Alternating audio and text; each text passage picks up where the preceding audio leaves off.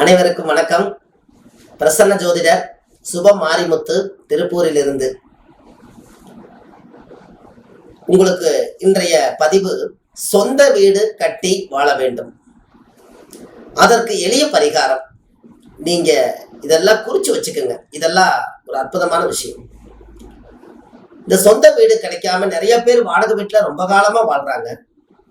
அதற்கெல்லாம் என்ன காரணம்னா, உங்க ஜாதகத்திலேயே லக்னத்துக்கு 4ஆம் இடம் தான் சொந்த வீடு.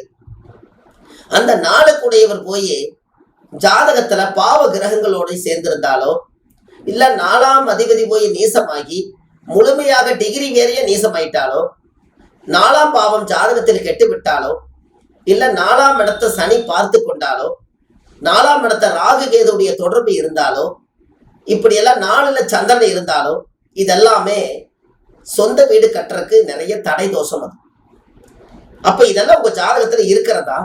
இதை நிவர்த்தி பண்ணணும் அப்படின்னா, 4ஆம் இடம் என்பது முதல் ஆதீனம் என்னன்னு கேட்டீங்கன்னா தாய். அப்போ அந்த காலத்திலேயே அந்த 4ஆம் இடத்துக்கு பாட்டே இருக்குது. கேளப்பா இன்னும் ஒரு முதுமை கேளு, கெடுதி செய்யும் செம்பாம்பு நாளில் நிற்க, கூறப்பா குளிகனுமே சேர்ந்து நிற்க, குடியிருக்க குச்சில்லை கறவை இல்லை, ஆளப்பா அன்னைக்கே தோஷம் தோஷம், அத்தனத்தில் அரச குருவுக்கு சாந்தி செய்யி அப்படின்னு அந்த காலத்திலே புலிப்பாணி ஜோதிடத்துல அவ்வளவு துல்லியமா எழுதி வச்சிருக்காங்க.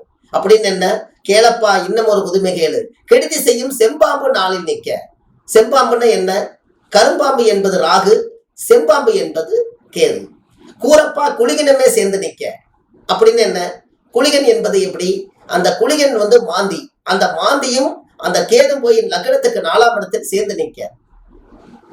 அப்போ குளிகனமே சேர்ந்து நிற்க. குடியிருக்க குச்சில்லை கறவை இல்லை. அன்னைக்கே ஆடு மாடு தோட்டம் தொடர்பு எதுவுமே இல்லையா?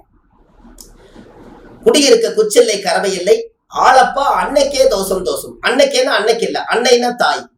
அப்ப தாய்க்கே தோஷம் தோஷம், அத்தடத்தில் அரச குருவை வச்சு சாந்தி செய்ய. அன்னைக்கே ஒரு குருவை வச்சு நீங்க அந்த எளிய பரிகாரத்தை செய்யுங்கன்னு சொல்லியிருக்காங்க. இந்த விஷயத்தை நீங்க எப்படி எடுத்துக்கணும்னா, இந்த எளிய பரிகாரத்தை செய்யணும்னா, அன்னைக்கு தாய்க்கே தோஷமா. அதனாலதான் தாய்க்கே தோஷம் இருக்கும்போது 4ஆம் இடம் என்பது தாய். அந்த தாயே ஆசீர்வாதம் அந்த 4ஆம் பாவத்துக்கு கிடைக்காதனாலதான் உங்களுக்கு சொந்த வீடு அமையாம போறதுக்கு காரணங்கள். இதே மாதிரி இந்த கிரக அமைப்பு இருக்கும். 4ல ராகு இருக்கும், 4ஆம் இடத்துல கேது இருக்கும், 4ஆம் இடத்த சனி பார்க்கும், 4 கூடியவர் கெட்டிருந்தால், இப்படி எத்தனையோ விதமான விஷயங்கள் எல்லாம் அந்த கிரகங்கள் அதுக்குள்ள பதிவாயிருக்கு. அது எல்லாமே நீங்க நிவர்த்தி பண்ணணும்னு சொன்னா, ஒரு எளிய பரிகாரத்தை நீங்க செய்யுங்க. உங்களுடைய வீட்டுல தாய் தந்தைகள் இருந்தாங்கன்னா, அவங்கள ஒரு நாள் நீங்க என்னைக்கு தாயுடைய கருவறையில பிறந்த நட்சத்திரம் வருதோ, ஜென்ம நட்சத்திரம், அன்னைக்கு தாய் தகப்பனை உட்கார வச்சு, அன்னைக்கு ஒரு கால் பாதத்துல தட்டெடுத்து வச்சு, அந்த தட்டை அந்த காலில் உட்காந்து அன்னைக்கு ஒரு நாள் உட்காந்து அவங்க 2 பேருக்கு பாத பூஜை பண்ணுங்க.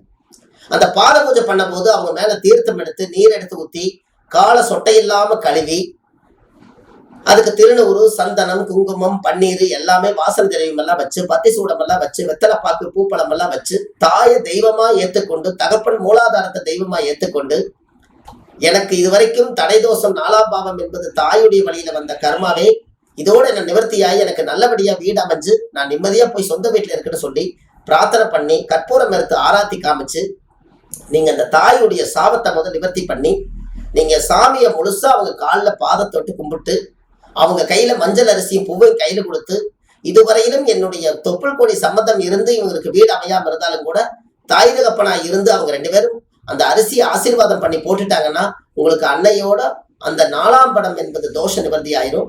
தாய் தந்தையுடைய ஆசீர்வாதம் அன்னைக்கே வந்துடும். அந்த நீர் எடுத்து அவங்க தெளிச்சு விட சொல்லுங்க. தாய் தந்தைகளுக்கு இந்த எளிய பரிகாரத்தை செய்யும் போது, இந்த அபிஷேகம் பண்ண தீர்த்தம் எடுத்து யார் குடும்பத்துல இருந்தாலும் அத்தனை பேர்த்தையும் தெளிச்சு விட சொல்லுங்க. எல்லாத்துக்கும் வீடு அமைஞ்சிடும். இதை நிச்சயமா செய்யுங்க. இந்த இடத்துல ஒரு சின்ன ஒரு விஷயம் என்னன்னா, எனக்கு அம்மா இருக்குது அப்பா இல்லைங்க, என்ன பண்றதுன்னு கேட்பாங்க. அப்படி இருந்துச்சுன்னா, ஒரு செங்கல், செம்மண்ணு எம்மண்ணுக்கு தோஷம் இல்லை, ஒரு செங்கல் எடுத்து வச்சு, அவங்க காலமா இருந்தாலும் கூட அவங்களையும் ஒரு பொட்டு சந்திரம் வச்சு அது அப்பாவா நீங்க நினைச்சுக்கோங்க. ஒருவேளை அம்மா இல்ல, அம்மாவா நினைச்சு இதை வச்சுக்கோங்க. யாரோ ஒருத்தர் இருப்பாங்க, ஒருத்தர் இருக்க மாட்டாங்க. இது 2 பேருமே இல்லைன்னா, மானசீகமா நீங்க யார் அப்பா அம்மாவா நினைக்கிறீங்களோ அவங்கள போய் இந்த பாத பூஜை பண்ணி அவங்ககிட்ட ஆசீர்வாதம் வாங்கிட்டு வாங்க. எல்லாத்துக்கும் ஒரு சோர்ஸ் இருக்கு. இதை செய்து இந்த பரிகாரத்தை நிவர்த்தி பண்ணுங்க. எங்கேயாவது இடமாய் போட்டிருந்தீங்கன்னா, அந்த பாத பூஜை பண்ண தீர்த்தத்தை கொண்டு போய் அங்கேயே போட்டுவாங்க. அந்த வீடு மாளிகை கட்டடமா மாறி. இது நீங்க செய்து பாருங்க, உங்களுக்கு அற்புதமா இருக்கு.